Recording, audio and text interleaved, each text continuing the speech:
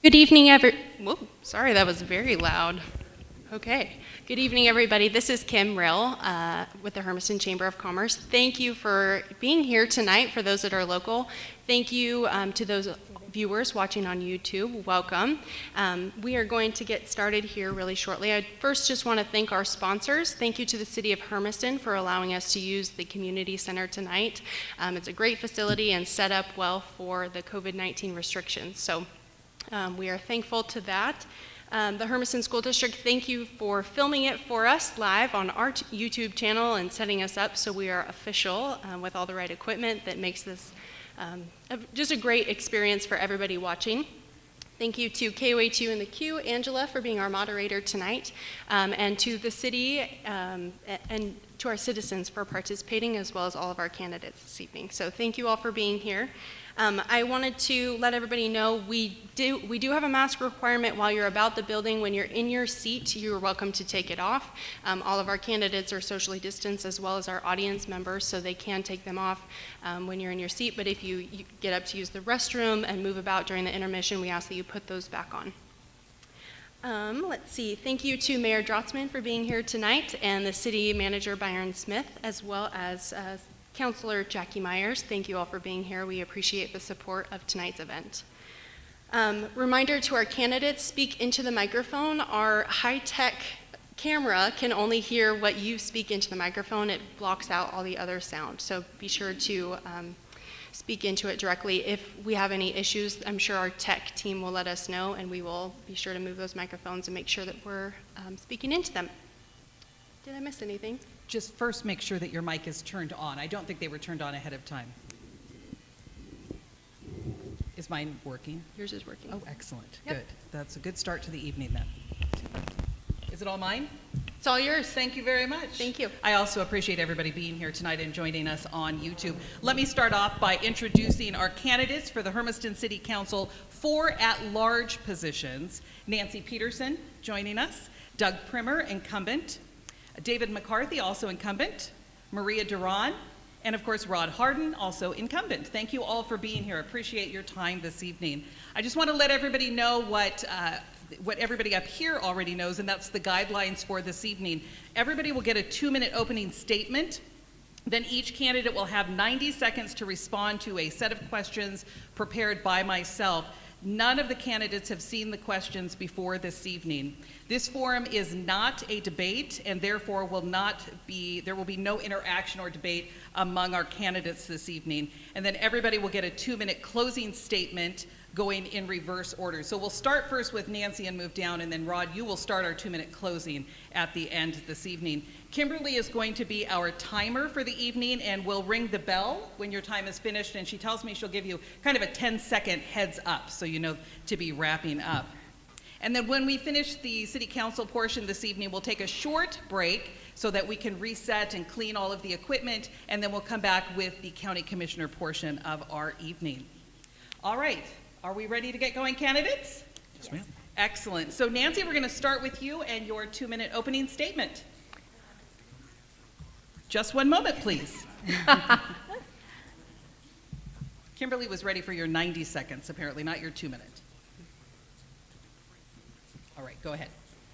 So, hello, and thank you for inviting me to this. I am a little bit nervous, I'll be honest, so I'll just share that right off the bat. I decided to run this year because I felt not only was I ready, but my family was ready to support me in that. I have always planned on running for office ever since my dad had me licking stamps for people that were running when I was growing up. It was just a matter of when I thought I had something I could offer the community, when I had enough experience organizing and communicating with others, when I had a vision that I thought I could bring to the community, what beliefs and goals I had for what I felt was beneficial to the community. And this year, pandemic aside, seemed to be the year. I have a lot of experience when it comes to civic activism. I am working on a business administration degree in my free time, but as a full-time job, I work as an accessibility specialist, helping college students with disabilities have equal access to their educations. So I spend a lot of time studying laws and making sure that their rights are respected, sometimes doing some creative problem solving, and also making sure that the school's needs are met as well. And if you think about it, that's a lot of what government is. It's taking care of the needs of the people. It's making sure that the laws are being followed and using what resources are available in creative ways. And I'm to that point where I feel like I could offer that to a broader community. I'm a really good listener. I'm not going to say I have all the answers, but I'm really good at finding the people that do have the answers, which that's kind of the biggest battle, I think. So thank you very much for having me tonight. Thank you, Nancy. Doug? Hi, I'm Doug Premer. First, thank you guys for putting this on and all that are involved with the doing this. Let me start by saying that I don't consider myself to be any better candidate than any person up here. Everybody up here brings something fantastic to the table, and there isn't a single person up here that couldn't do the job as well. And I don't want to say that I'm any better than anybody. What I do bring is a strong sense of justice and what's right. During the years previous, I am a recent retiree from the Oregon Department of Corrections, where I spent 30 years working there. In my community involvement, I am currently on the Community Accountability Board, which is a juvenile justice portion for our area. I'm on the Hermiston Transit Committee, statewide transit investment fund, and the Public Safety Committee for the city. I'm also a member of the Oregon State Bar's House of Delegates for this area. I'm a public member for that. I am also a member of the Umatilla County Sheriff's Reserve Organization, of which I'm an advisory board member. So what I do is a lot of public service stuff. I'm also a rescue diver. I recently retired, but I'm still busy. So, but when it comes to here, this part of things, my thought process is that I'm elected by the people of the city of Hermiston, and that's who I'm here to serve. I serve for and of the people. So my means of doing things is what they say. That's it. Thanks.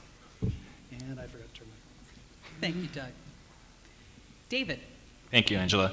Also want to say thank you to the Chamber for hosting this event. I'm very excited that we get to have an event like this during what is, trying not to use the cliche word, but during unprecedented times. So thank you for having that. I'm currently appointed to the City Council, appointed by a decision made in unison to approve the seat that was left vacant by John Kerwin when he resigned this spring, and I've been in that seat since June of this year, and hoping to go again for, of course, another 4 years. I'm also on the Public Infrastructure Committee, and personally, I'm always passionate about finding ways to help the communities or the organizations that I serve in. Currently, I just finished almost 2 years of being president of the Hermiston Kiwanis Club. I also have been recently helping to volunteer with the Eastern Oregon Mission Board in helping them transition to better technology and data services for the residents at Martha's House, because one thing that I'm particularly passionate about is education on technology, as well as expanding infrastructure for data and internet services and broadband in the area. The other thing that I'm really passionate about, especially as a foster parent, I'm going through right now my certification process along with my wife through DHS for adoption. The other thing I'm particularly caring about is the future for our children in our community. And I'm also all too aware, by going through the foster training, of ways that, many ways that we can fail our kids. So I'm very passionate about finding ways to support children. And I've been connected through, in this time of COVID, just by virtue of my career, to the businesses in the area. So when those businesses are shutting down or are worried that they might have to close, I'm talking to them, and I'm sometimes even have a personal relationship that extends outside my business area. So I'm aware of the concerns that they have and finding ways to. So we have a very, very quiet bell over here. I just found out. We're going to raise that, but I'll go ahead and let you finish your thought there, and we'll raise the volume of our bell. Sorry. So finding ways to help businesses succeed in the area is very important to me. So if internet, data services, children, and business are important to you, I hope to have your vote this November. Thank you. Maria. Hi, so for me it's an honor to be here tonight. I think this is part of the American dream, becoming a citizen, being able to serve a community. And I can't say that I thought of this on my own. Someone actually asked me to run for this position, which, you know, the more I thought about it, it's like, you know, someone else sees the potential in me, so why not go for it? I've been very fortunate to have been asked to serve on other boards, and not that I didn't think it was worthy, but at that time, just my family situation required me to be more at home, and so I have reached the point where my children are older and I am able to do this civic duty. I lived in the Hermiston area for 28 years. It's a great community. It has helped me raise 3 of my children. 2 of them are now in college. One of them is finishing up her 5th year at Walla Walla University. Another one is a sophomore at University of Oregon, and I've got a sophomore at Hermiston High School. So it's a great community, and for me it's quite an honor to be able to serve the community in this capacity. The previous jobs that I've held have allowed me to become familiar with a lot of departments within the city. I have served on the Hermiston Futures Task Force. When I worked for the Intermountain ESD, I was able to work for the Chemical Stockpile Emergency Preparedness Program. So we went to all of the schools in our areas to, you know, talk about shelter in place. So I was able to work with first responders, not just law enforcement, but people from the fire department from Benton County, Moore County, and Umatilla County. So I'm quite familiar with some of those processes, and was quite an exciting time for me to be able to do that. I've had a job working for Umatilla Electric, where I also work very closely with a lot of the community members, helping them learn more about Go ahead and finish your thought. duct work. So now, you know, it's important for me to not only show my children that education is important, but also that civic, you know, involvement is also very important. Thank you. Thank you very much. Rod. Well, it's a pleasure to be here tonight. Thank you, Chamber, for hosting this. Just give you a few facts here. I've been married to the same woman, for Sheila Harden, for 53 years, have 4 grown children, 11 grandkids, no great-grandkids yet, okay? I was principal of Hermiston Christian School for 38 years. I spent 50 years in education, in private and public education. I've lived actually in Umatilla County for 60 years. That makes me really old. And I've lived here in Hermiston for 40 years. When we came here in Hermiston in 1980, population was right at about 8,000. Of course, now it's over 18,000, and we've been growing at a rate of probably 2% every year since we moved here. You know, since retirement, I retired a couple of years ago. I served on our church board of directors. In fact, our brand new pastor is sitting right back here, and he's been here for 3 weeks, and he's come from Idaho and to join us, and I know he's going to fit in really nice. So I appreciate that. I volunteer for the caravan driver for Good Shepherd Hospital, and I substitute occasionally in the local schools.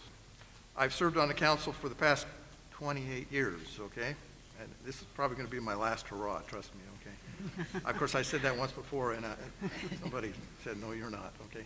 I thoroughly enjoyed the opportunity to serve this community. I mean, this is a community that you feel accepted once you step in the door, you know. There's a sign outside of town by the airport that has been there for the last 14 years. And I helped make sure that sign was here because it says, welcome, we are building an inclusive community. Now, all communities can't say that. but we can, okay, and we have for the last 14 years. Thank you. Thank you very much. All right, let's start the question portion of our evening. Nancy, the first question you will start, and then we'll just go down the line, all right? If new resources were available, what one area of city services would you feel most needs additional resources? I would say, considering the circumstances that we are dealing with right now, and as a mom who has kids in the school district, I would want to look at what is going on in the schools, because we are dealing with situations where one, we have a lot of parents that aren't familiar with the technology. I work with adults that are going to college for the first time, and they are having to encounter new technologies, and just as students themselves. And so now we have parents that are trying to work with their students that are going to school while they're also working. And so I would want to first look at, based upon the time period that we're in, I would want to look at how are the schools doing. Is there anything that we can do to buffer the families? Do they need additional support? So that way the parents can continue to work as they are able to, and the kids can continue to be prosperous in school. Because that's a very precarious situation. We're all doing the best we can. There's a lot of balancing that's going on. And so I would want to talk to the schools and say, hey, is there an area where you could use additional support that maybe you don't have it right now? Excellent, thank you. Same question to you, Doug. Well, along the lines of the area, not just specific to Hermiston, but to this area, water is a huge resource and necessity to us. The more water resources we have available to us, the more building we can do into the area, the more agricultural. I'm not really good at stuff. Okay. But that's the primary focus. I would say is if we could get more water into this area, it would bring more businesses, more industrial, and help build in our coffers to provide more additional services that those resources bring. Thank you very much. I'll repeat the question. If new resources were available, what one area of city services would you feel most needs additional resources? David. I'd like to see increased visibility in areas where there is high traffic. I've been hearing more recently in whispers on Facebook of treacherous streets and treacherous intersections. I think we can do a better job of examining where those locations are and providing safer pathways, better marked crosswalks, and sufficient lighting in areas where, especially where in just a few months ago we've had almost no traffic because of shutdowns and stay-at-home orders. And people are going out into those areas now and almost becoming reacquainted with our streets. We can do more to expand lighting and visibility in those areas. And I think that would do better for the safety of people from not only vehicle accidents, but also in just interpersonal communications and interactions they may encounter with anyone on the street. Thank you. Maria. Yes, so being part of the Hispanic Advisory Committee or going to those meetings and attending the Latino Business Network meetings, some of the challenges that we have faced is incorporating Hispanic business owners and knowing more about what the chamber has to offer and how they can be more included and participate more. So I would like to see maybe more information done in Spanish too, so that they know what's available to them and what the perks are. Also for emergency-related purposes, when we had the fire, I was so excited to see the text message come through, letting people know about the danger of the fire on Powerline Road, but I did not see anything come through in Spanish. And when it comes to someone's life at stake, I would have liked to have seen something done in Spanish. So maybe applying some of those resources so that when the CSEP program was available, we had information in English and Spanish so that we wouldn't, it would reach as many community members as possible. So that's also a concern to me. Thank you. Rod. Well, when I came on the council, we still had 8 miles of gravel streets. And since I think we've kind of helped solve that problem. But I look again to transportation, and it's been really a pleasure to have kayak public transportation. This is the first time that we've had public transportation here in our area, and I think it probably needs to be expanded. And we're also expanding the program to be able to take people to and from work. Yeah. And so, because that seems to be a key sometimes as far as and I know that, you know, initially that they put 395 through our town, and probably today they probably wish they had routed it around, because they were, at that time I think they were afraid whether or not people were going to come to Hermiston or not. But now that's definitely not a problem, since Elm and 395 is the busiest intersection in Umatilla County today. So it's transportation, basically. Thank you. All right, second question. Doug, you'll be starting us this time. What, if anything, should be the city's role in dealing with homelessness in our area? The homeless issue is a difficult one, because we have a population that is in need, and as part of our responsibility to the citizens is taking care of them. But we have to balance the needs of all the other resources that are out there available to us. I would say that we need to take a look at methods in which that we can provide some type of assistance, be it housing, locations for that, or housing. But again, I don't want at the same time, I don't want to create a destination for the homeless, you know, as has been heard in the past, when it was initially brought forward that we were possibly going to have something. We started receiving people saying that that's the reason that they were coming here. So I don't want us to be a destination for the homeless, or a dumping point. All right, David. Thank you.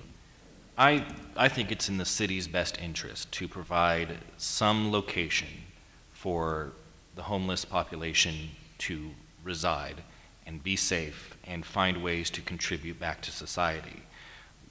I haven't personally, in my time on city council, been able to witness complaints from businesses who have homeless coming to their property, but mostly the complaints for homeless surrounding their property. Finding places where homeless feel that they are welcome and safe to go creates a better attitude for those individuals, and finding services to allow those individuals to expand, find jobs, potentially find housing. That's where we need to focus our attention so they can be contributing members of society. I don't know that the answer is the projects that have been presented to us so far.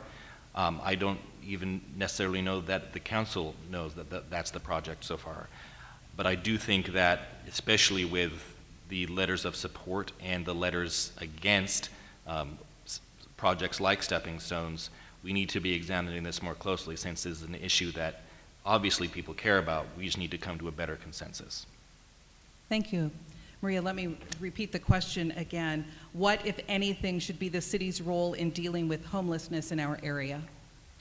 I think this is a state issue, and Oregon is not the only one that is facing this situation. So I think as agencies, we need to work more closely with the state and at the local level to see maybe what resources are out there, and joining forces, looking for grants and seeing what can be done. I'm very thankful, because I know that the city, as well as our community members, see this as a concern, and that's why we have Martha's House. That is why we have the warming station. But these are just temporary locations.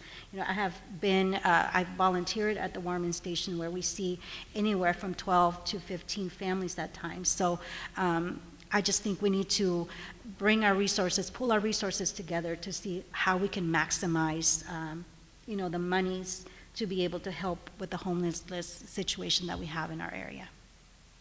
Thank you. Rod. Well, thanks to our mayor. Okay, I'm pretty involved in this situation as far as the homeless. And I think that one of the biggest issues is trying to find a spot to put that in the city so that it's accessible to the rest of the community. And it seems to be very difficult to find that spot.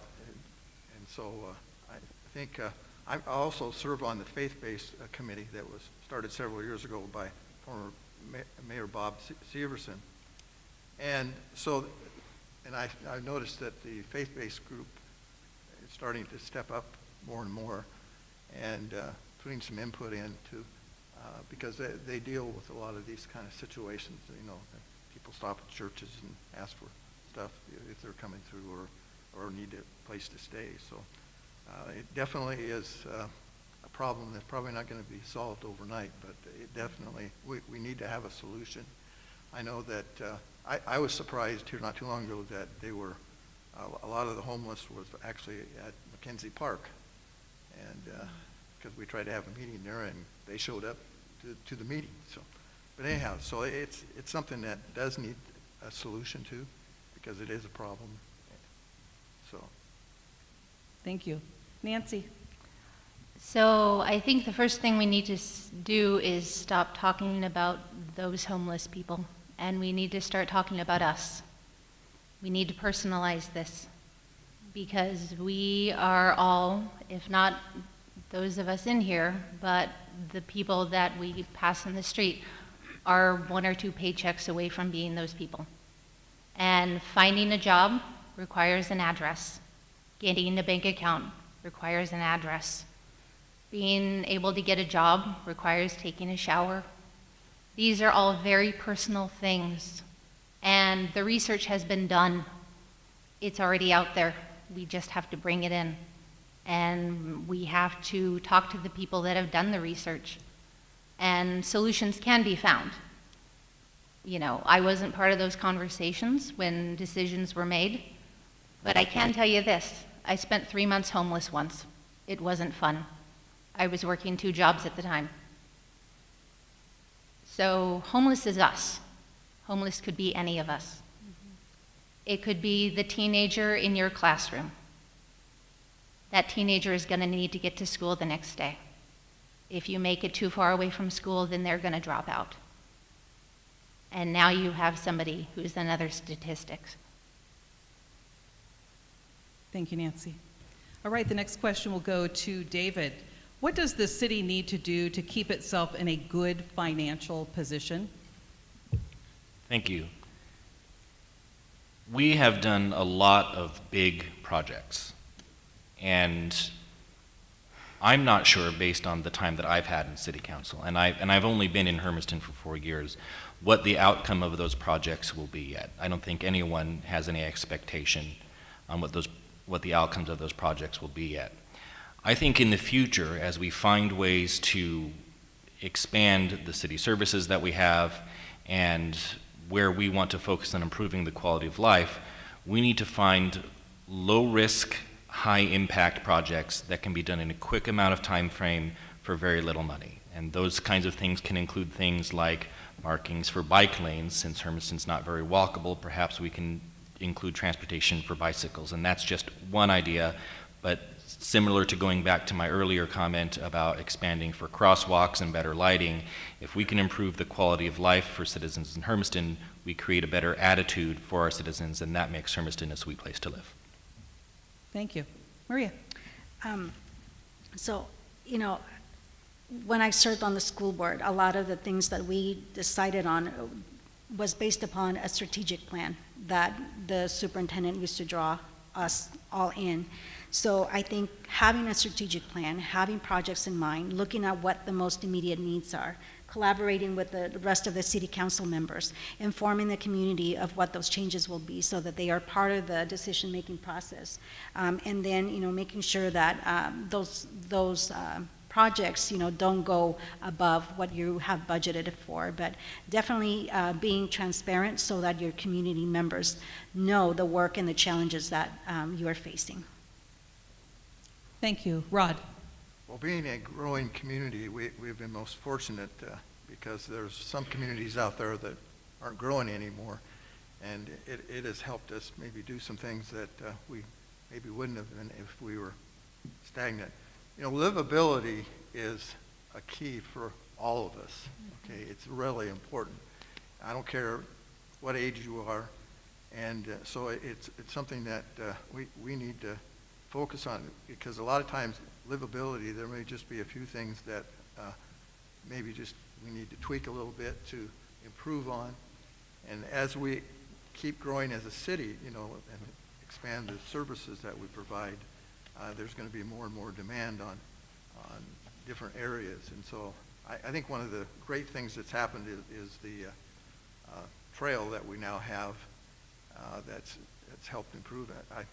It's right behind my house, in fact, and you see the tons of people that go by it every day. And I think that gets people out there, and it improves their livability. So that's the key, that do projects that improve it may not be big bucks. Okay. Excellent. All right, let me repeat the question one more time, Nancy. What does the city need to do to keep itself in a good financial position? I think sometimes the best thing you can do is similar to what I saw at a recent meeting where it was a matter of, okay, if we create an opportunity, will there be someone there to want to use that opportunity? In this case, it was a matter of investing in, I believe it was the silver tsunami was the term, when looking at what the future growth of the community was going to look like and investing in the opportunity for senior living housing. And in that case, that's not going to cost us a whole lot. That's just creating opportunity that will then create, you know, revenue. And also it will, you know, provide the opportunity for our senior members to feel welcome here. We should provide accessible, you know, ways for all of our, you know, citizens to live here. As a disabled resident myself, I know that when the curb cuts went in, I was in total heaven, because it's those little details that say I am welcome here. You know, every little curb cut, every little hearing, hey, they're planning for this sort of housing. They're making it available. That makes people want to come here. What I would love to see is doing that same kind of thing, but maybe for low-income housing or just smaller houses, so people can get into their first house. That would be amazing. Thank you, Nancy. Doug. Well, in my opinion, a couple of things we need to do. One, obviously, is we need to monitor our spending. We need to keep track of what we spend our money on, make sure it's being spent appropriately and you know, judiciously where it needs to be, and where it doesn't need to be, we need to keep track on. We need to draw in additional businesses into the area to bring those additional funds, to bring the more people we bring to the area, the more money we bring into the city, the more we build on that. And by drawing that additional, as Rod said earlier, that 2% that we bring in every year, by adding on to that, that keeps adding on to the amount of available funds that we have available to us. And that's how, I mean, that's the best way we can do, is to keep the money that we have available to us, and watching how we spend it, as opposed to just throwing money at problems. We look at how the problem is solved and the best way to pay for that, whether it's you know, the disability portion of things, you know, the curb cuts and such, or you know, whether we spend money on something else. So. All right. Thank you, Doug. Maria, this next question, we'll start with you. Okay. What do you think should be the council's duty in taking your constituents' thoughts and concerns into account before making final decisions on city policies and projects? And how would you as a city councilor ensure that you are engaging all members of our diverse community? You know, that's pretty easy. You have to be willing to listen, put yourself out there.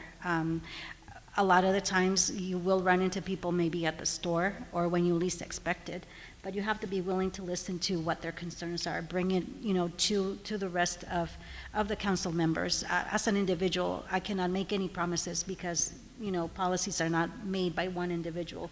Together is where we make the decision. So, I would also ask them to get involved by attending the meetings. A lot of the times we draw our own conclusions based on what maybe someone else might have said, but I think you have a better understanding as to how they derive to a decision when you get to hear their interaction and all the work that has been done behind the scenes. Excellent, thank you. Rod? Well, I think that one of the things that needs to happen is that we need to get more people involved with the city government.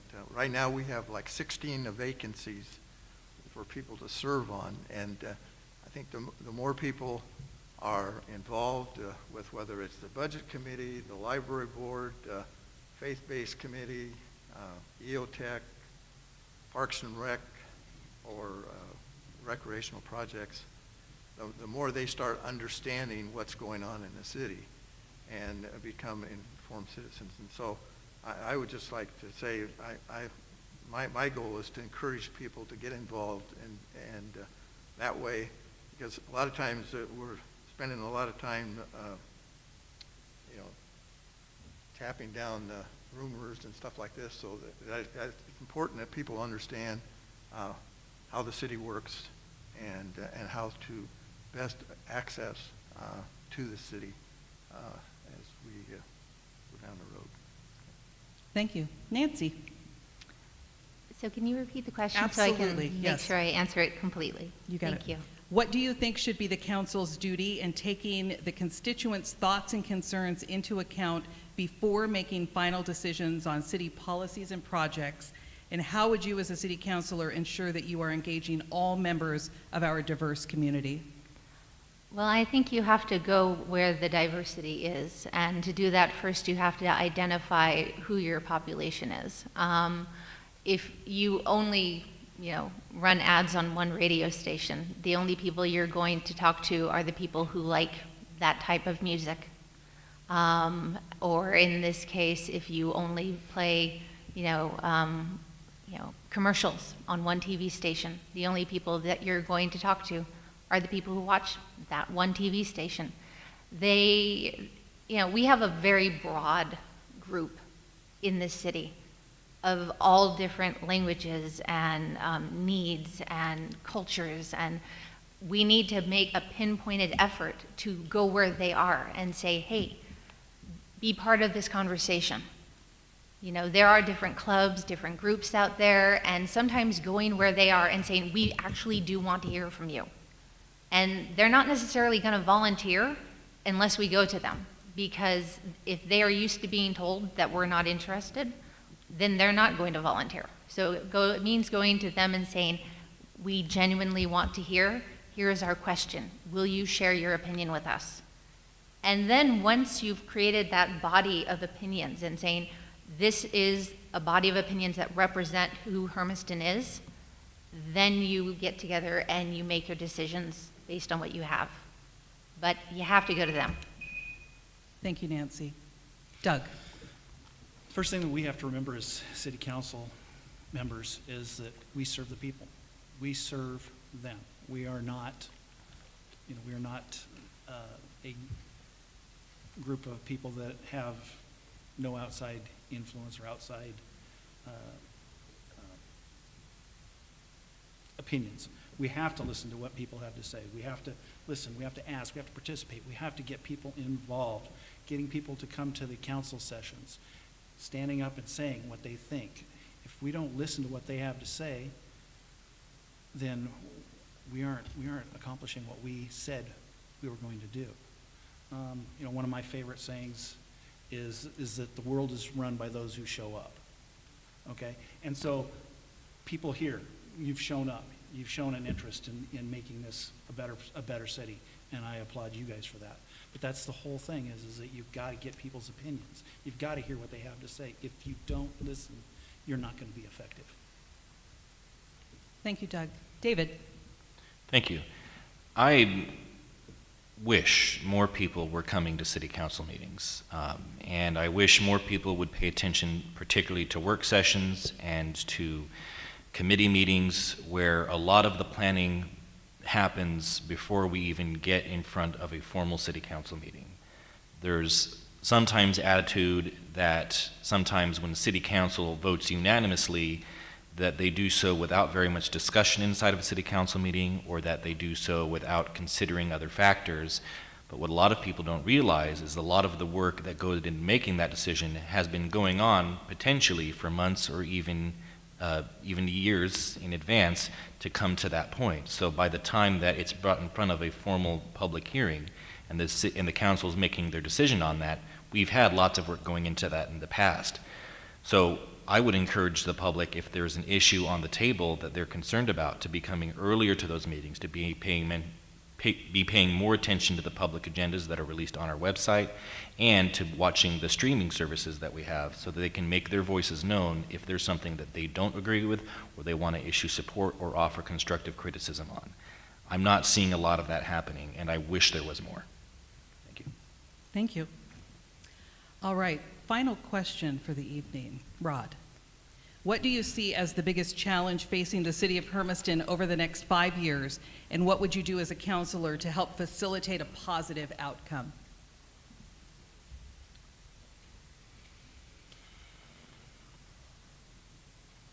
I guess it comes back to what's next on the agenda. But, you know, of course, one of the big projects that we're in the middle of is Funland Park. That's dear to many hearts in this building. And so we're all looking forward to the reopening of that. And that's probably the big one that's down the pike. Also, we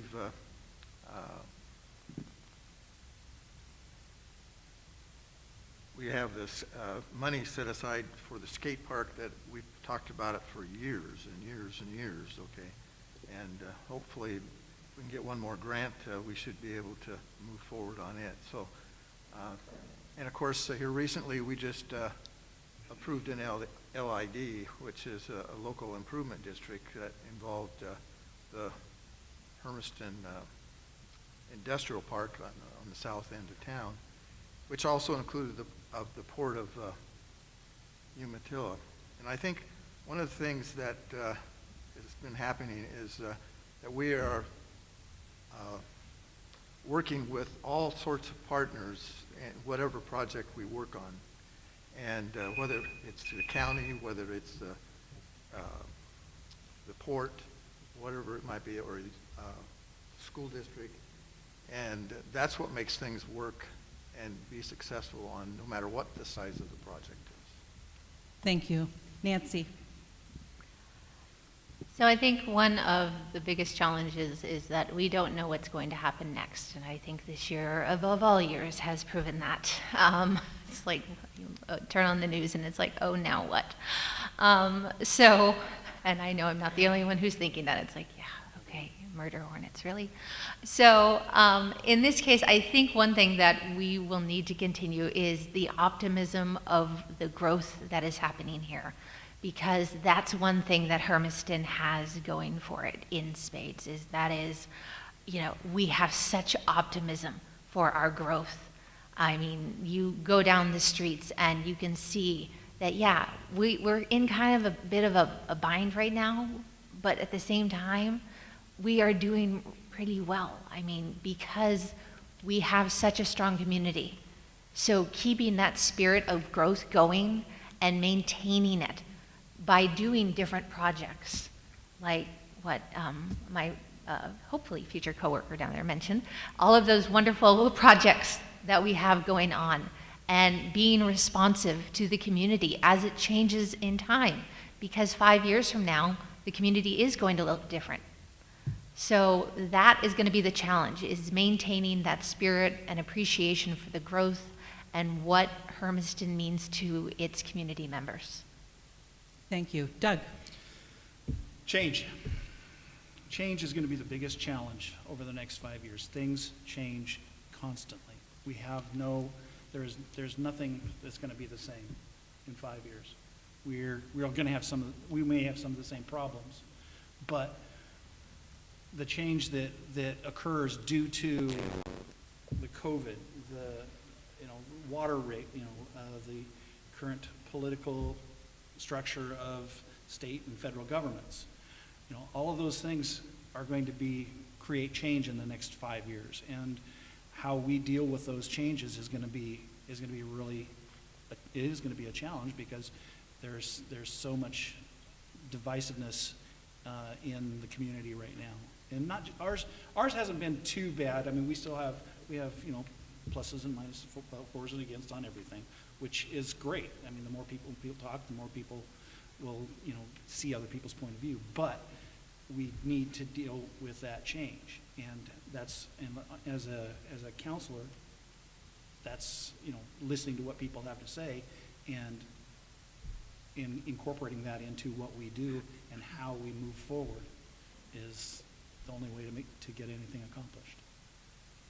Thank you. David, I'll repeat the question again. What do you see as the biggest challenge facing the city of Hermiston over the next 5 years, and what would you do as a counselor to help facilitate a positive outcome?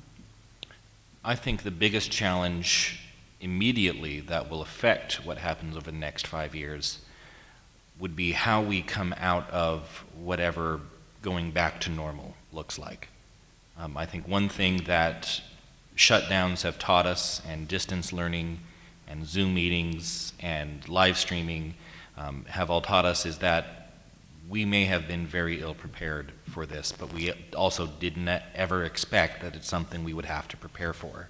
We have to examine the effects of how this comes, if something like this were to come into place again. We have to find ways of making things like that more accessible, have to find ways of making services more accessible to people, so that we again improve the quality of life were something like this to ever happen again. And does this also then change the behaviors of how we want to interact with businesses, with community, how we shop, how we interact, whether or not people just ever feel comfortable shaking hands again, although I'm personally looking forward to being able to do that. I want to hang out in a crowded movie theater. I want to be able to go back to doing all of that.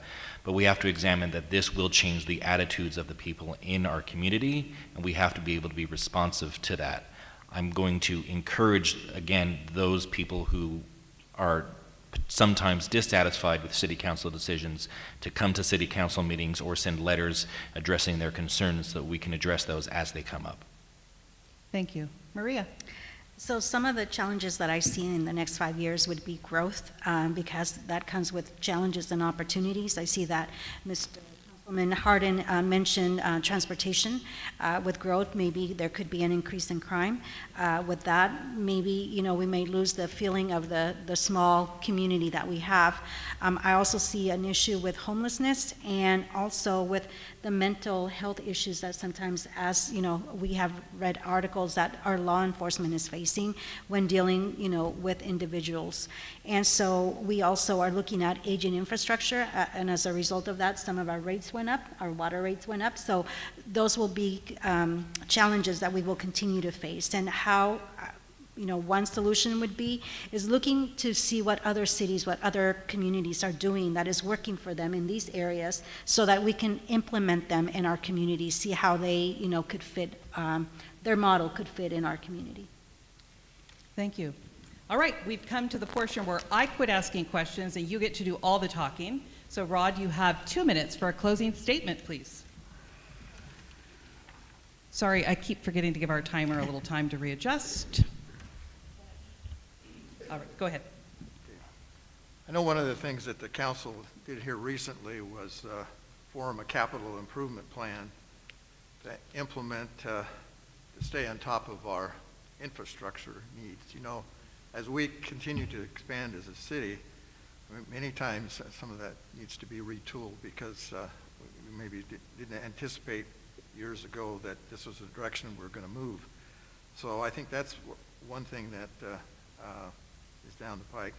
And I think it's been kind of interesting to, with EOTech is, of course, one of our responsibilities, and the creativeness that we've seen in that facility as far as meeting the needs of our community. And and the nice thing about it, if there's no, it's not property tax supported. We don't have any property tax supported debt on that facility.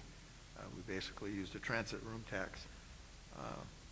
You know, there's a quote from one of our former mayors, Frank Harkenreiter, okay? Of course,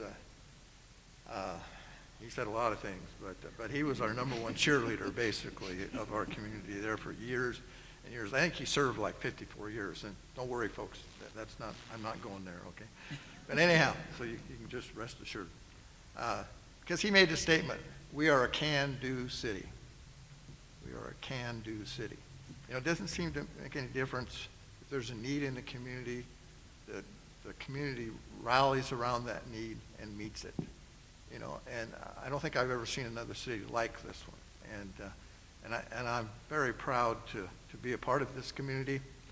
I remember when I learned that the position was in Hermiston, I didn't really have a good feeling about Hermiston because as a high school student, we were at this Hat Rock State Park, and the trees were only about this tall, okay, and we all got burnt to a crisp. Rod, don't get me in trouble, okay, with Yes. your story. I'm gonna let you finish the story, but. Okay.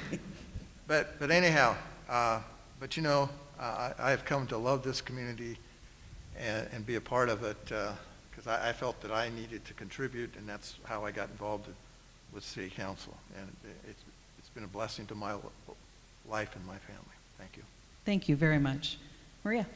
First of all, I want to thank the former candidates, the former council members that have been a part of this committee or community, and the leaders before us, because they've helped make and shape the community that we currently live in.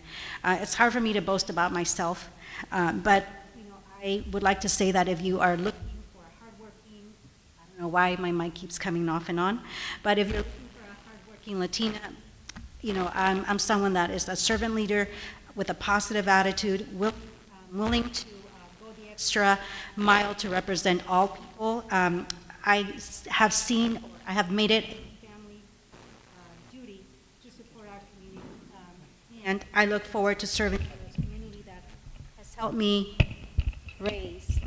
Thank you, Mr. Harden. Has helped me raise 3 of my children. Thank you, and. You know, I'm just very excited for the opportunity, and I do look forward to your vote this coming November. Maria, thank you very much. David? Thank you. I don't need to be on city council, and that's something that I examined back when it was initially recommended to me to apply for the position that John Curran resigned from. The thing that made up my decision was that someone in the community who recognized that I was interested in leadership and that I had been an effective leader in the areas that I serve, that recommendation alone was enough for me. And I've tried my best during that time to not just be a silent counselor, but also not to be the one who gets in trouble for saying too much. I care deeply about finding ways to critically think about asking the question, what if, basically? What if this doesn't work out, or could we expand on this? What if that happens? And that's what I'm hoping happens here when the decisions that you all will make in this November. I don't think, again, like Councilor Permer said, that any one person is better than anyone else. Unfortunately, you don't have to decide that any one person is better than anyone else. You have to make 4 decisions, and fortunately, you only have to leave one of those people out. So that's something that I'm hoping that you can find a way that the best team of people can contribute to the conversations that City Council will make with the 4 ward-specific councilors in the future. And I certainly hope to be on them. I've found City Council to be a welcoming community for new councilors, for voices from the public, and I'm hoping to continue to be one of those voices as we continue in the future. Thank you. Thank you. Doug? Even though I hold a political position, I'm not a politician. I'm not great at getting up here and telling you what you want to hear. I'm here, I say what I think, I do what I'm asked, so I'm here to serve. And I ask you, anybody who's paying attention to this, who's listening, obviously you're involved, you're listening. So stay involved. Vote. Vote for one of us, 4 of us.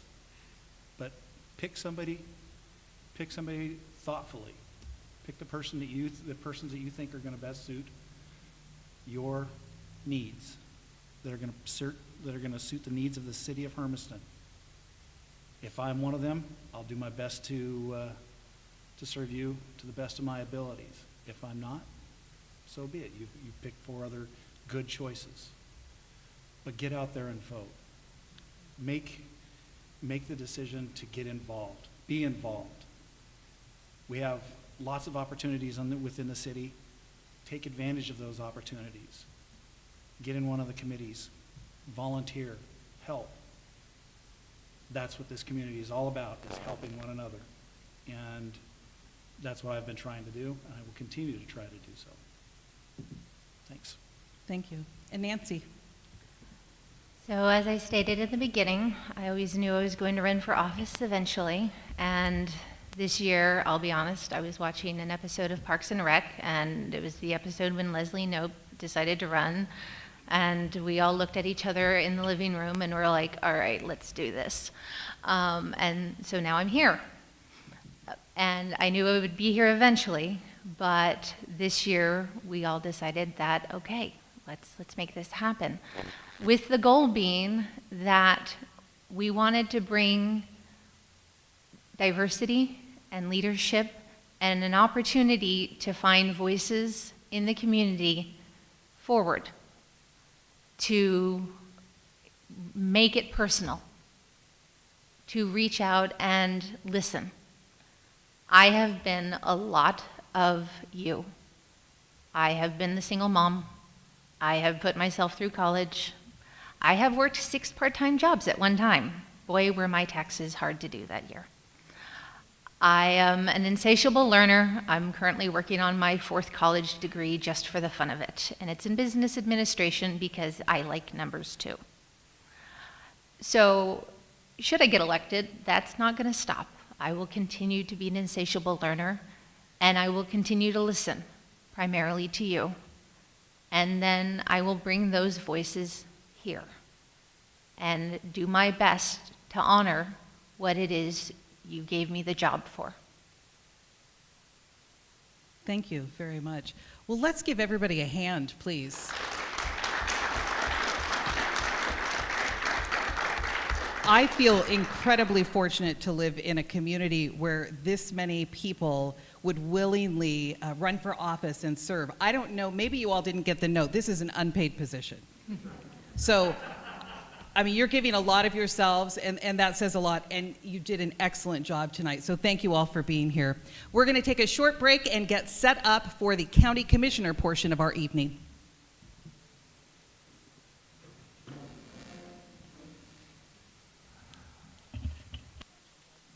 Thank you, thank you. They did a super job. Do we want to do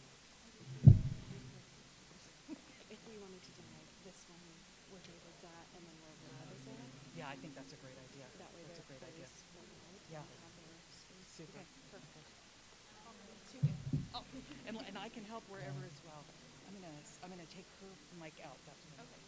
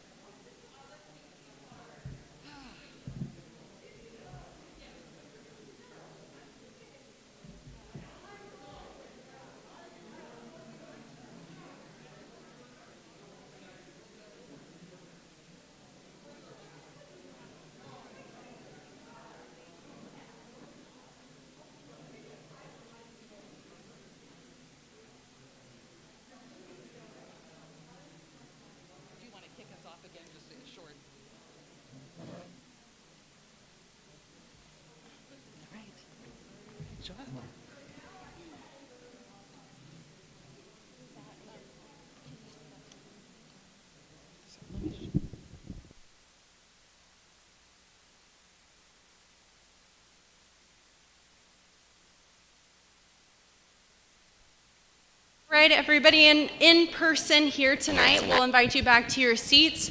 Again, I'll remind you that while you're moving about the building, please keep your mask on. When you are at your seat, you can remove it. To our viewers online, thank you for your patience during our intermission while we got everything sanitized and set up for our county commissioner candidates. All right, everybody, welcome back to our Hermiston Chamber of Commerce Candidate Forum. We just concluded with our city councilor candidates this evening, and we'll move to our Umatilla County Commissioner candidates. Thank you again, Angela, for being our moderator for this evening, and I will turn it back to Angela to get started again. Thank you very much, and it's my pleasure to be here tonight. I would like to introduce to you candidates for Umatilla County Commissioner position number 3. Immediately to my left is Pat Mayer, Holly Jo Beers in the middle, and Dan Doran. Thank you all for being here this evening. Just a quick recap of how we're going to do things tonight. Everybody will get a 2-minute opening statement. Then I will ask a series of questions that I myself have prepared and nobody has had the chance to look at ahead of time. This is not a debate. When I ask those questions, each person will get 90 seconds to respond. We'll move on to the next person, and then we'll finish with a 2-minute closing statement from each of you as well. So if we are ready to begin, Pat, your 2-minute opening statement, please. Let's see. I think you need to, I'm not sure that your mics are on yet, so you'll need to hit those. There you go. You are Green ready. light. Hi, my name is Pat Mayer. This has been quite a year. We began with the primary election after we could not meet and have any really debates or anything between us.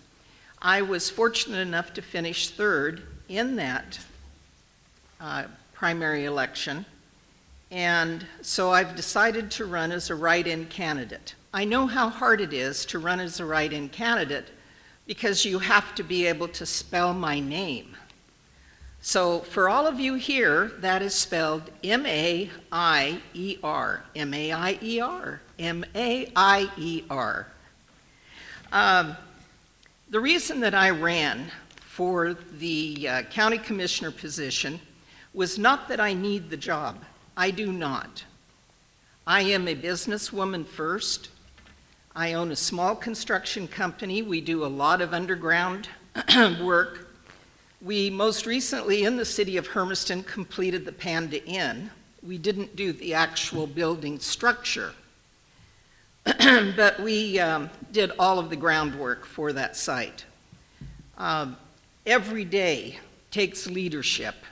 Every day takes work to have a successful business that's been going on for over 17 years. My start in Hermiston was living outside of Hermiston and working with youth. I have been a Girl Scout leader. I have been a basketball coach. I was the first woman to start the girls' basketball tournaments in Hermiston. And that was during the first part of the mid-'80s, I believe. And I will cut it off there. Thank you very much, Pat. Holly Jo. Hi, my name is Holly Jo Beers, and I'm originally from Pilot Rock. I was born in Pendleton, and I've been a citizen of Umatilla County all my life. I grew up on a ranch outside of Pilot Rock, and I've attended college at BMCC and Eastern Oregon University. I have a degree in liberal studies with minors in criminal justice and history. I raised 5 children in this county, all successful people. I have put a lot of effort into working for this county all my life. In doing so, I have volunteered in many, many ways. I spent 25 years working every job in the Little League organization in Pilot Rock. I put on America's National Night Out Against Crime and Drugs in Pilot Rock 2 years in a row, for which we won a national award. I have worked hard on a lot of projects like the flooding last year in Umatilla County, this last spring in Umatilla County. For 4 weeks, we gathered articles from all across the state of Oregon, and we spent 4 weeks distributing them. We worked on sandbagging out in Pilot Rock when they flooded after that. I am the leader of a group that does a lot of community service, in other words. And so we place ourselves in all communities in Umatilla County so that we can see who needs assistance, veterans who need things done to their homes. You know, in doing all these things, I have met with a lot of people, and having lived here a long time and been active in the communities, I have met a lot of people. And I'm running because I think it's important for the people to have a voice, people to have a say in what goes on in the county. Not a lot of people attend county commissioner meetings, but I would like to see that change and see people start to become active. Thank you, Holly Jo. Dan, your 2-minute opening statement, please. Thank you. First of all, thank you to Kim, the Hermiston Chamber of Commerce, and the directors, and also to Angela, KOHU and the Q for this opportunity this evening. It feels good to be able to have a discussion with the other candidates. That's something we haven't done live all year long. I think most people know me. I've been in this community the majority of my life. When you take out the Army, college, and 12 years in Alaska, all the rest have been here. I've spent a lot of time donating time and treasure to this community, and I really have the passion and believe in it. One of the things that a lot of people ask me is, what is your profession? What have you done?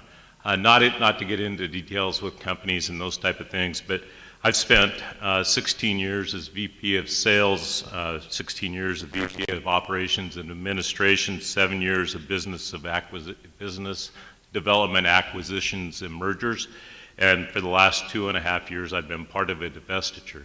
For the last 25.5 years, I've had the same employee number with the same employee through different business names, different flow-throughs. It was a Swedish corporation, and one of the reasons I bring that up is every 3 years, once you became on the management team or a business area or a division manager, you became responsible for P&L. And every 3 to 4 years, European method of management is you change to missions. You may change complete companies, you may just change your responsibilities in the company or the division or the business area that you're working in. Each time those happen, you go through an extensive audit of your profit and loss for your last 3 years, but you also audit the person ahead of you in your new role. You also go through personal backgrounds and personal physical and stress testing. So on a side note, every now and then you'd be in a meeting somewhere and you knew who was getting moved because they'd be down on the treadmill the next morning. Thank you very much, Dan. This will start our question asking portion of the evening. Pat, you'll get the first question, and then both Holly, Jo, and Dan will get an opportunity also to respond. What do you see as the most pressing needs for capital projects or infrastructure in the county?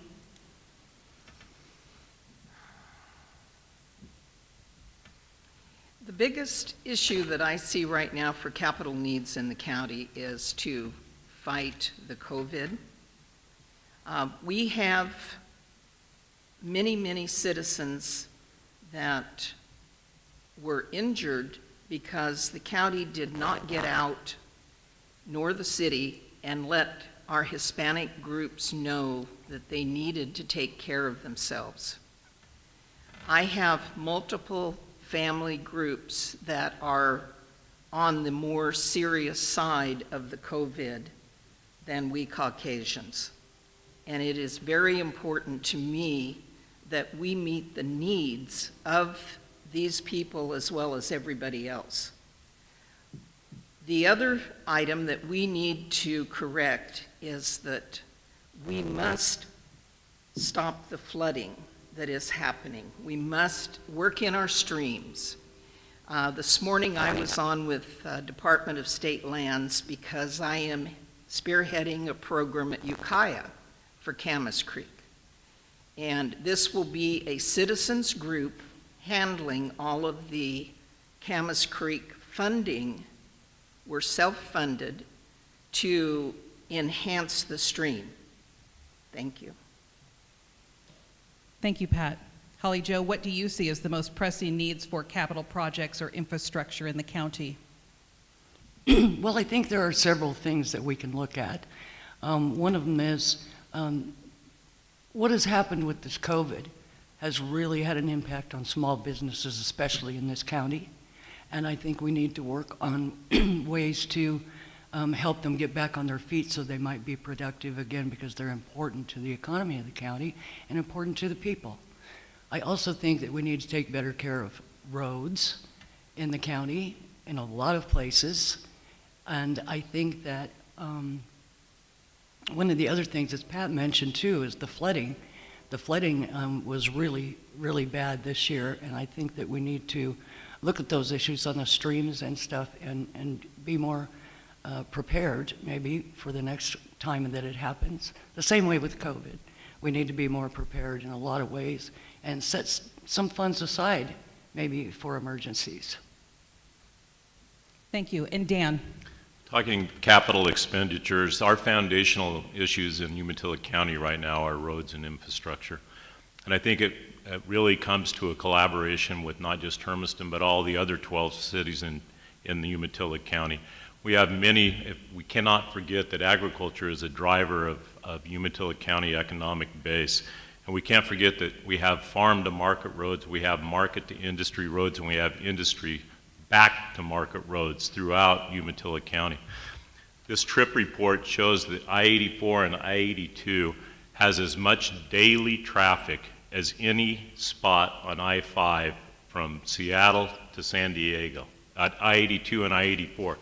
Those trucks travel all through our county through different roads.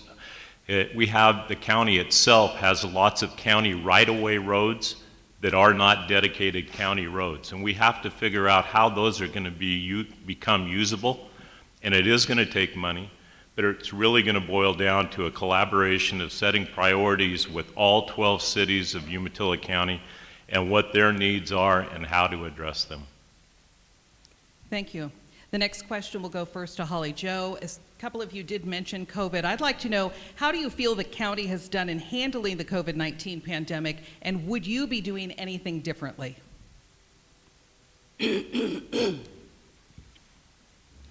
Well, I wasn't exactly happy with the way the county commissioners handled the COVID problem that we've had. I think they went with the mandates of the governor, many of which I didn't agree with. I think that they didn't do enough to help the small businesses, and I think they set their foot down once, and the next week they turned around and said, okay then. And I think if you make a decision, you need to stick with that decision. And I think that they let us down on that. I would have done it differently, and that I would have tried harder to help the small businesses and to make things a little more open. I would have fought a little harder with the state, I believe, over some of the issues, you know, and stood by what I said if I said this is what I'm going to do. Thank you. Dan?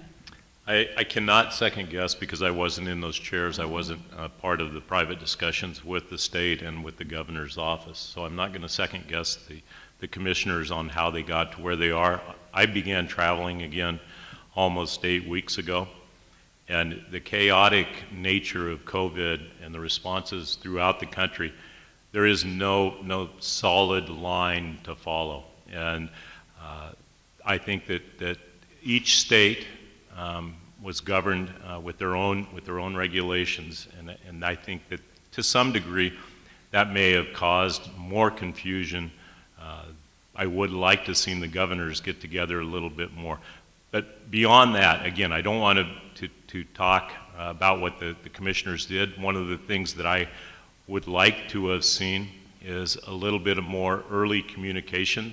I think the transparency through not only the state but the county could definitely use some improvement. It has come a long ways in the last 4 weeks. There is no doubt about that. On the recovery mode, I would like to see the county put together an economic recovery committee with a very diverse group. members. It doesn't need to be huge. I don't believe in huge committees, but I could pick out 5 people from each area of the county and put together a brain trust that would be incredible assistance to the commissioners with direction and priorities.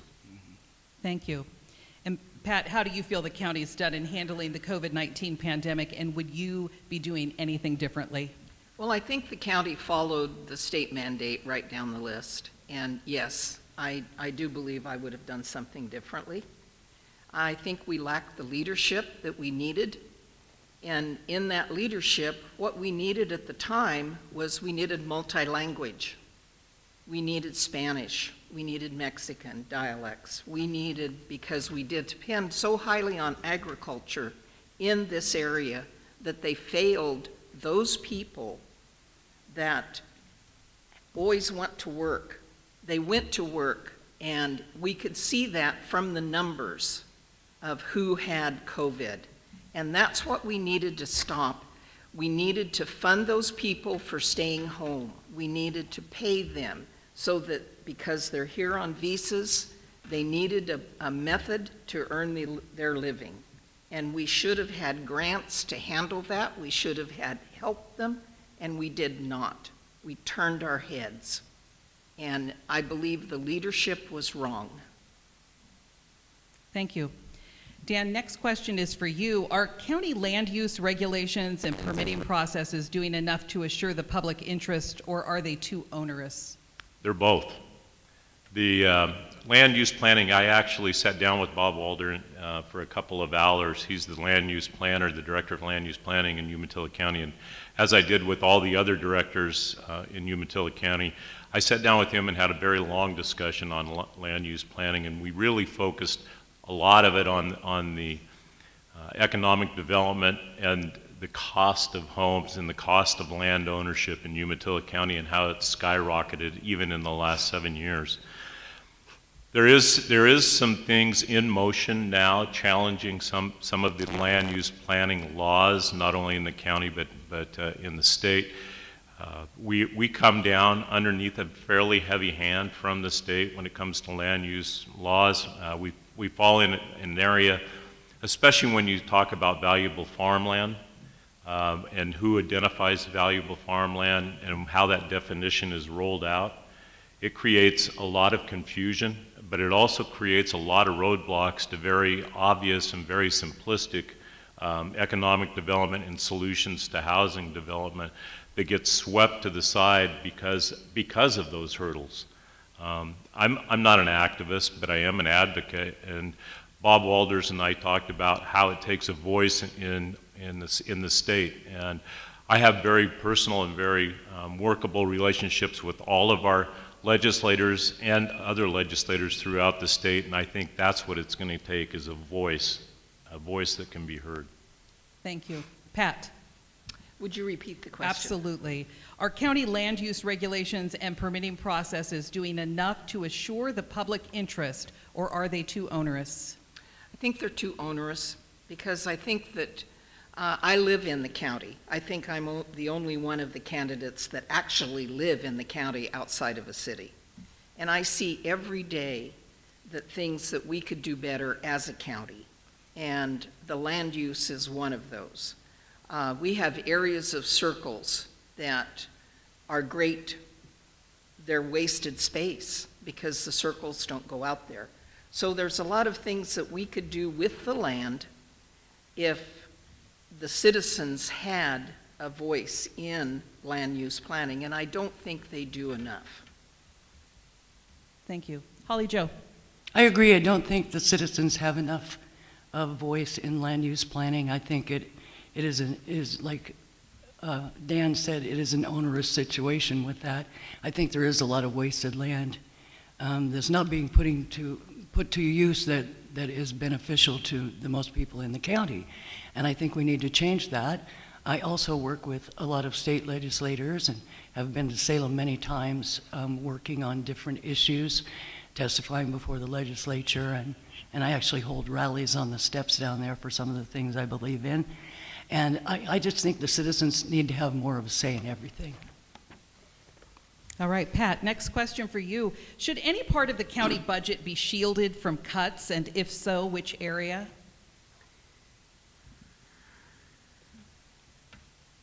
That's very difficult because personally, right now, I'm a believer that we need to get the kids back in school.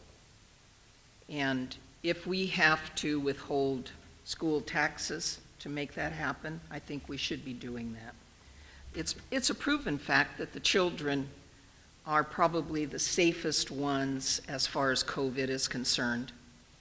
And I believe that we should shelter our police budget and our fire budget, because those are human services that we need. As far as some of the others, being a business person, I am against any agency working against a private industry, a private sector business that would take their taxes and spend them against them. And I can give you an instance for that, and you're probably wondering what in the world I'm talking about. But let's look at firefighting in the summer. So what happens when you're paying a fire department to be here in your town with your tax dollars, and yet they're sending them out all over the state because our governor can use that money better in her own coffers? It is not a good idea to go against private industry. Thank you. Thank you, Pat. Holly Jo. Would you repeat the question? Yes. Should any part of the county budget be shielded from cuts, and if so, which area? Having been formerly in law enforcement, I would have to say that the sheriff's office and the jail should be shielded. They are dealing with a lot right now, not only due to COVID, but due to the homeless problem. There is no mental health help in Umatilla County. The police are handling all of that every day. The homeless population is a large part of that as well. And I think that we need everything we can get, especially in the Milton-Freewater area. Out there on that strip between Milton-Freewater and State Line is a real problem ever getting officer out there because they don't have enough officers. And one of the reasons is that the officers are been there so long, they're really highly paid. We need some new younger officers in there that can spend the time to go do that because they don't want to call them out on overtime. I think that they need a lot more money for the sheriff's department and the jail. They're down dispatchers right now, and we desperately need the dispatchers to handle all the problems. There's a lot of depression and a lot of anger and a lot of things going on because of the COVID and the stifling of the people. And I really think that that is one area that we should shield from cuts at all. Thank you, Holly Jo. Dan. Umatilla County budget is a very in-depth piece of work. Over 60% of the Umatilla County budget is flow through money from state and federal grants, and is directed without general revenue dollars. There are some matching dollars in there. I agree that the Sheriff's Department definitely should be shielded first as you look at just general revenue bonds. But even with that said, almost 40% of the Sheriff's budget is also pass-through dollars from state grants and federal grants.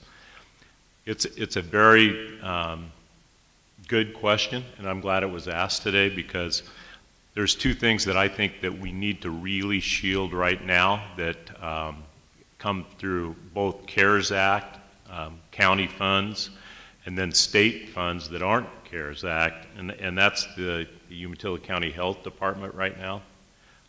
If we're talking immediate shielding, I would protect that to make sure that we flow through these times that we're in right now and come out at the other end knowing exactly what happened behind us and knowing how we're going forward. So there's two areas that I would truly raise my hand to shield right away, both the Umatilla County Health, and remember that covers more than just the COVID issue. It covers a lot of issues for our minority population and the Sheriff's Department. Thank you. Holly Jo, we'll start with you for the next question. What will it take to maintain a sustainable economy in Umatilla County, And do you think the county could be doing a better job in any area? Would you repeat it, please? Yes, certainly. What will it take to maintain a sustainable economy in Umatilla County? And do you think the county could be doing a better job in any area? Well, I think the county could be doing a better job. Not that I think that they do everything wrong. There are just some little things that I know about a lot of things, you know. But I think keeping more of the projects that the county pays for on a local level would help the local businesses. You know, a lot of times, you know, the government can do it a lot cheaper, but that doesn't help our citizens or our businesses in this county. And so I think that there are times when they should go with the local people instead. I think that I got lost on the question, actually. That's okay. I think anybody could. You did well. You were almost out of time anyways. Excellent. Dan, what will it take to maintain a sustainable economy in Umatilla County, and do you think the county could be doing a better job in any area? Again, I'm not going to second guess any commissioners or what the jobs that they've done. What I'm looking for is to be able to do the job. And the answer is yes. I think there's a couple of different levels of sustainability. There is when you look at the economic umbrella, I think that to some degree, being passive at this point is probably not as beneficial for long-term growth. I think being more aggressive, I don't care if it's one of the SIP or the SIP grants that are kind of going away right now. And then we also have two other tax abatement areas. And the one that I'm looking at right now is, you know, the reservation and also the Umatilla Army District and a little bit of West Hermiston are all involved in opportunity grant availability. It's grants that haven't been taken advantage of very much, but will be very important to our future. And then boiling it down to even a lower level, going back to that trip report, there's projections in there that trucks, 10% of the commercial traffic will be electric within 10 years. And we've had discussions both with local people, is why isn't this area a test area just like Pendleton is for UAV? Why aren't we the test area for Daimler and the other truck manufacturers in Portland? Because they're looking for a 3.5 to 4.5 hour drive. We need to develop that market also. Thank you, Dan. And Pat, what will it take to maintain a sustainable economy in Umatilla County, and do you think the county could be doing a better job in any area?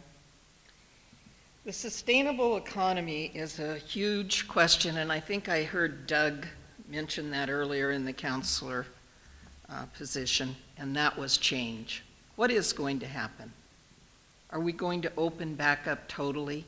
Are our businesses that we know in Hermiston alone going to come back, all of them?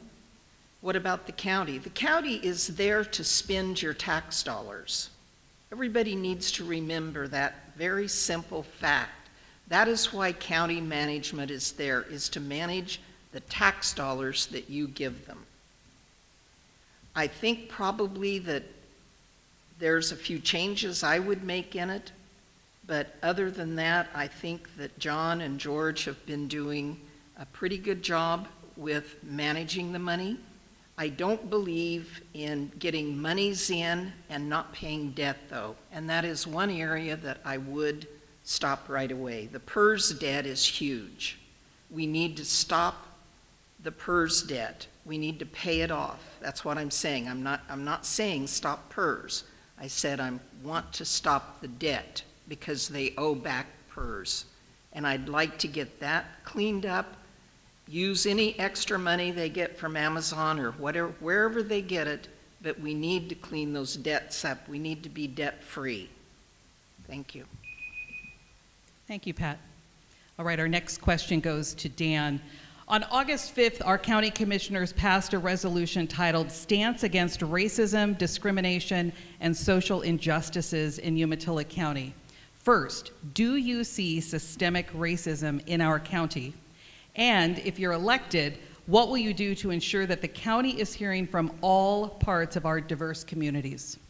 Thank you for the question, Angela. That has been a pretty popular question throughout the last 6 months, really. I was at the commissioner meeting when they read that letter, and I listened to all the comments ahead of time. I was glad that they came back 4 weeks later and clarified what they had said. I also talked to many people in our community from all diversities. I had individual discussions with the executive director of the Umatilla tribes, and I also sat through an hour-and-a-half personal interview by the Board of Trustees and answered all of their questions, and they listened to my comments, and I heard a lot of things that I hadn't known before. I look forward to further discussions with them. I've also had discussions. I sat down, had breakfast with Councilor Barron, and listened to his comments and listened to his views and the views of many people throughout the community. I think that the major component of the future is for everybody to listen. And I think that as we all sit down and have those conversations, and I think that it's necessary that you do have them. People say you have to be uncomfortable. I don't believe that. I've traveled the world and talked to many, many different cultures about race and racism, and it doesn't have to be an uncomfortable discussion as long as you're listening. Thank you, If you're Dan. listening, it'll go. Thank you very much. Pat, same question to you. Would you like me to repeat it? Sure. All right. So on August 5th, our county commissioners passed a resolution titled Stance Against Racism, Discrimination, and Social Injustices in Umatilla County. First, do you see systemic racism in our county? And if you're elected, what will you do to ensure that the county is hearing from all parts of our diverse communities? Yes, I have seen what is now being termed systemic racism in the past. We had people that I will call our First Nation citizens that would not work construction jobs. It isn't that they were being discriminated against. They didn't fulfill the jobs as the people were hired to do it. I think that the systemic racism is that I believe, having been a woman business owner and truthfully kicked off the boys' baseball team when I was a teenager, that women have seen as much discrimination as anyone. And I think what you have to do, whether you're white, black, pink, yellow, or green, you have to stand up and be counted. You have to get yourself out there. And if there is discrimination, I think you have to talk to somebody about it, and you have to say, you know, what happened to me wasn't right. Systemic racism right now, I don't really see it that way. Thank you, Pat. Holly Jo, same question. Well, I disagree with what the commissioners did on that issue. And that is only because it goes against the Civil Rights Act, because it includes all people, including white people. You may not make laws or ordinances or things that denigrate anybody else. You have to keep them all in the same group. When we were having rallies in Pendleton with Black Lives Matter, the Black Lives Matter organizers called me, and we had a discussion. And I asked them what they were rallying against, and they said police brutality and systemic racism. I said, do you think there's a lot of systemic racism in this area? And they both said no. I said, do you think there's a lot of police brutality in this area? And they both said no. I said, then why do you rally in Pendleton? And they said, well, because we want people to hear what we have to say. I am for all people, and not separating people into groups, but for all people together, and justice for all people. And I think to do that, you have to look at the whole picture and everybody. women are discriminated against, like Pat said. Lots of people are discriminated in a lot of different ways. But you can't make ordinances, or in this case, a resolution or a policy, as they made, because it is not equality for everyone. And that includes everyone, whether they're Native or anybody. Doesn't matter. Thank you, Holly Jo. Pat, next question is for you. What's your experience with preparing or overseeing budgets? Sorry, I don't mean to laugh, but yes, that's something that I have to do all the time in our business, is make sure that we have the funds to pay for what we're going to need to earn money. And if I didn't do that, we wouldn't be earning money. We have to train people. We have to make sure that people are able to drive our cars, our vehicles, our semis. We have to maintain their driving records. We cannot hire someone that has a DUI or has been arrested for any illegal substance, because our insurance is limited, and it costs more to put somebody on a record like this.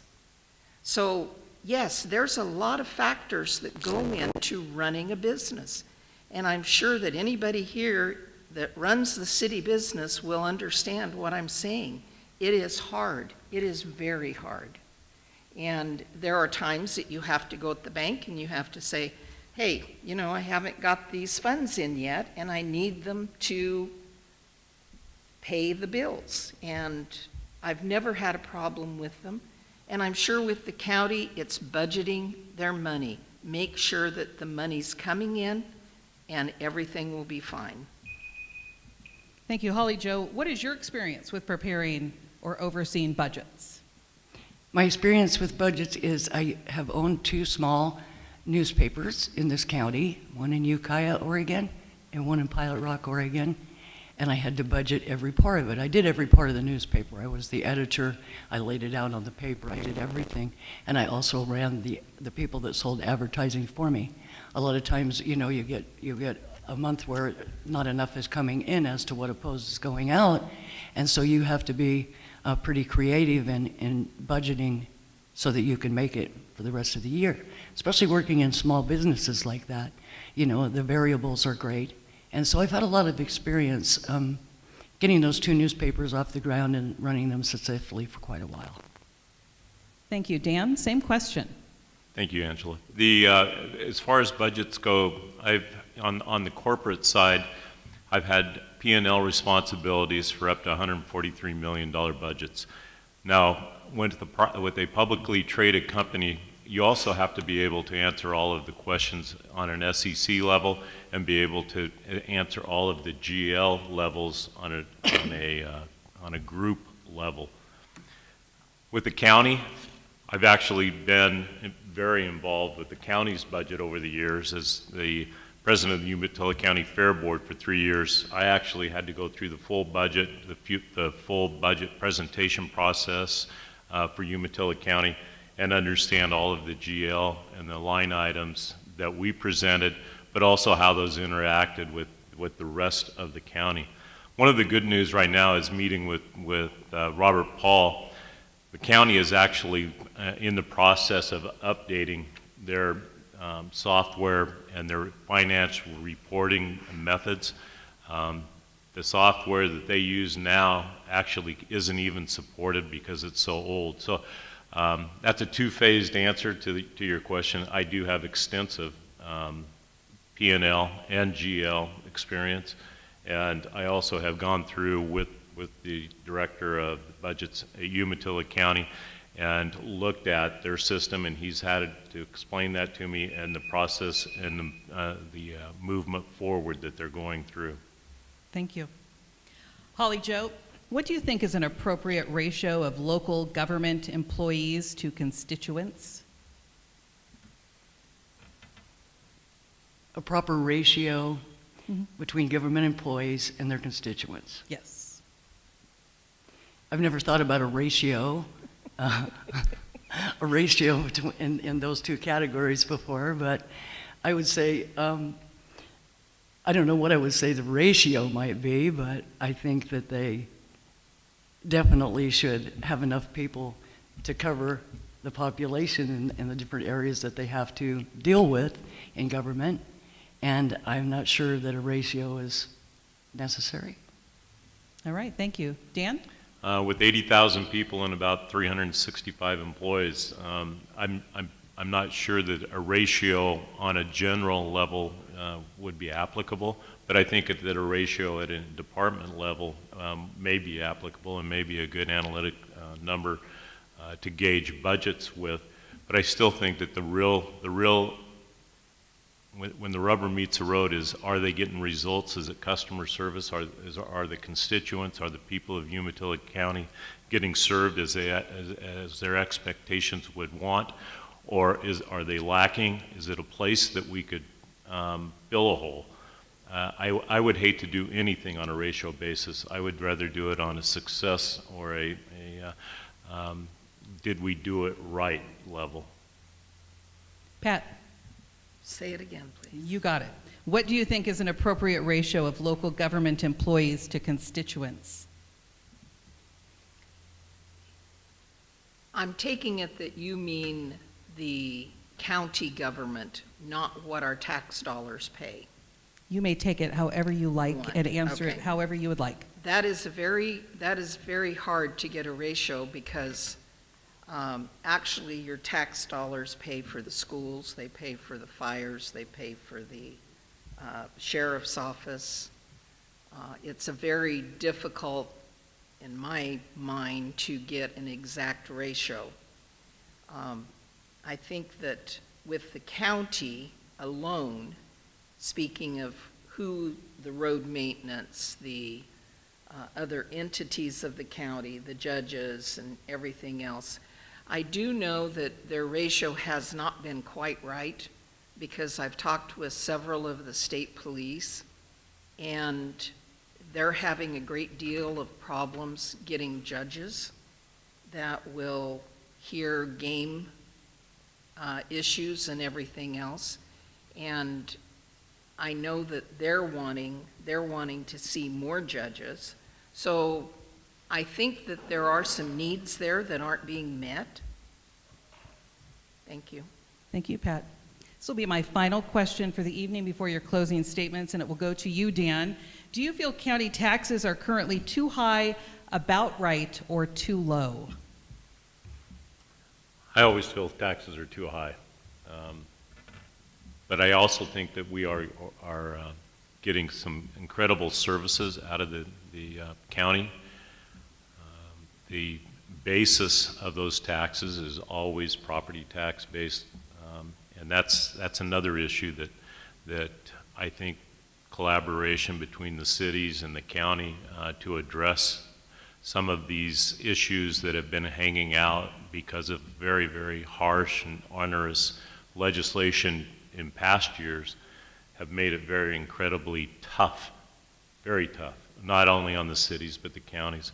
The other back item on that is market value of both land and structures. And that's also a formula that comes down from the state. And I think the rapid growth of real market value in Umatilla County in relation to our taxes and what we do pay is something that if you did the analytics on, is something that has grown at a pace probably greater than any other place in the state just because of the formula. It's not because of a want of the county for more money. It is strictly driven by a formula from the state. And I would like to be a part of that discussion at the state level and make sure that just because the formula works in Portland or Multnomah County, it doesn't work in Umatilla County. Thank you. Pat, do you feel county taxes are currently too high, about right, or too low? Well, I'm for smaller government and less taxes. And I believe that we can do that.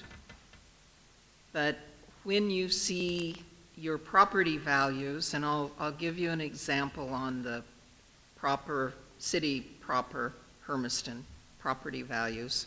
I have a friend that lives up on Outlook, and when she bought the home 10 years ago, her home was about $175,000. Last year, they were selling new homes with a smaller footprint of about $275,000. This year, they are selling homes for $350,000. Now, my fear in all of this is that our senior citizens are going to be kicked out of their homes sooner or later. They won't be able to pay their expenses that they have. They won't be able to afford their water bills. They won't be able to afford other living events. So I really believe that as a county, we have the same thing in the county, and we have to be very careful with our tax dollars, and that's why I am definitely low on as far as paying our bills, keeping our debt down, and keeping it, the money, as Holly said earlier, for a rainy day. Thank you. Holly Jo, do you feel county taxes are currently too high, about right, or too low?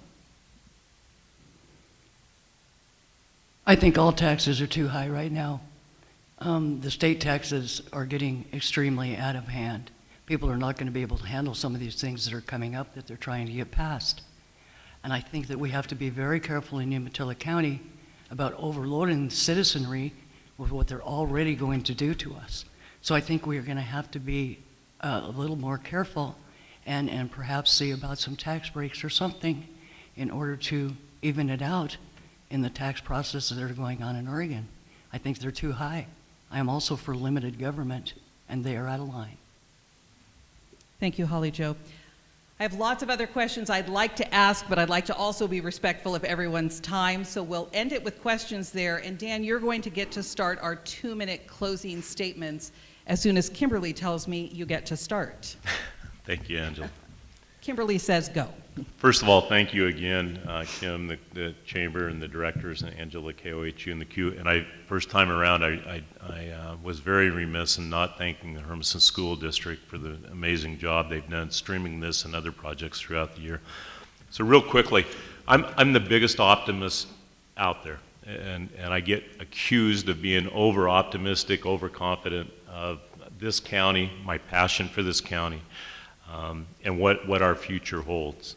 I think the three legs of my platform throughout this campaign consistently have been economic development, and that is both passive and aggressive. I think that there's a lot to be done.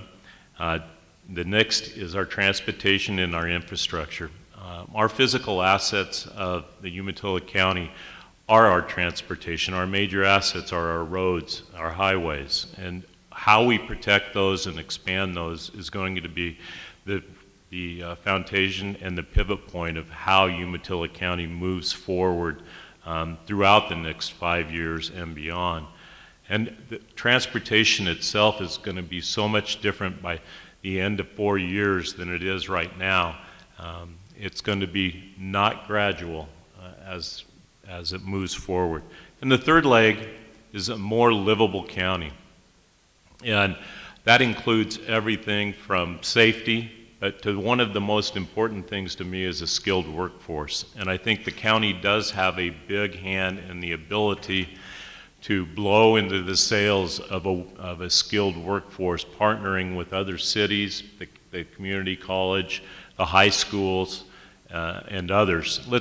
A simple example is there's 31 commercial transport areas just in the Hermiston area.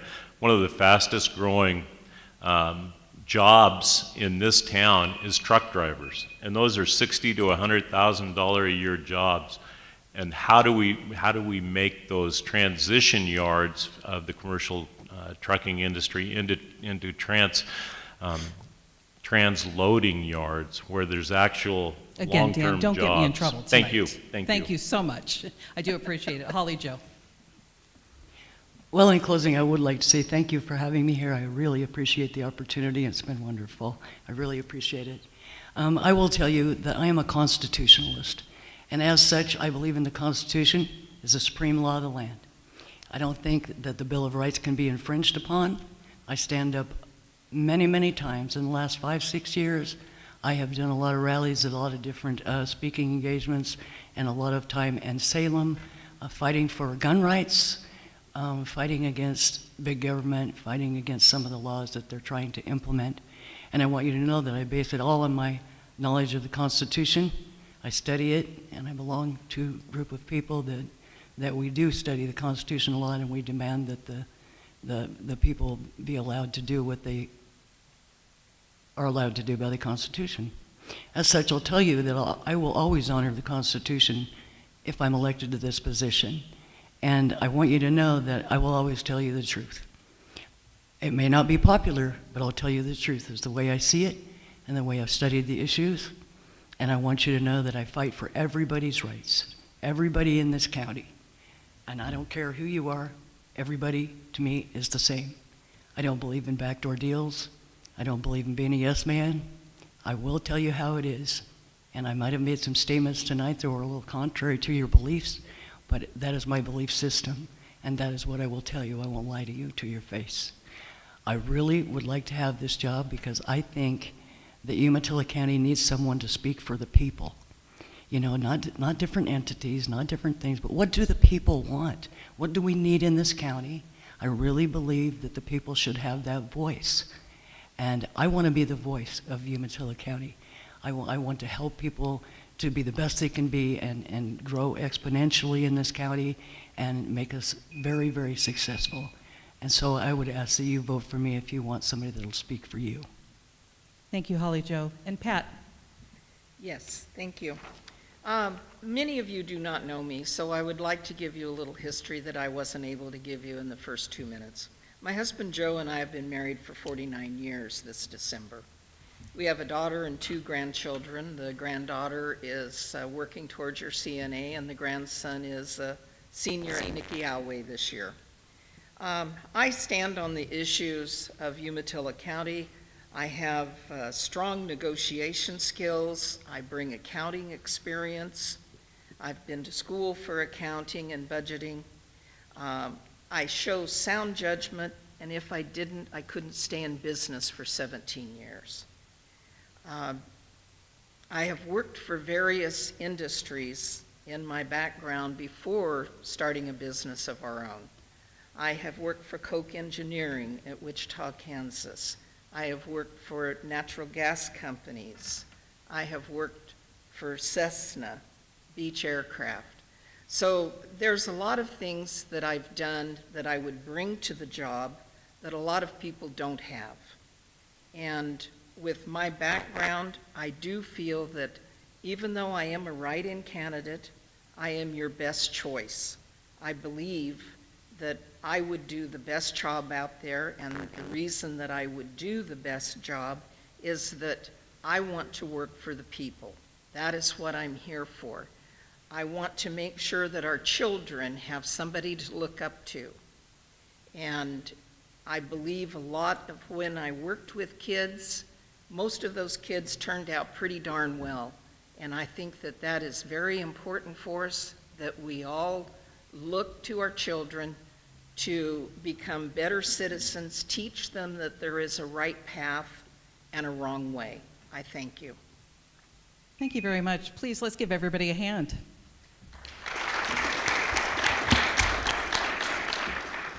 Pat and Holly Jo and Dan, thank you for your willingness all to be here this evening. And hopefully what you've gotten out of tonight, those of you here and those watching at home, is more information, the information you needed to make a really thoughtful decision when you go to mark your ballot. And we hope that we've helped with that tonight. My greatest thanks to Kimberly Rill with the Hermiston Chamber for putting the event on. Really appreciate that very much. The Hermiston, yes.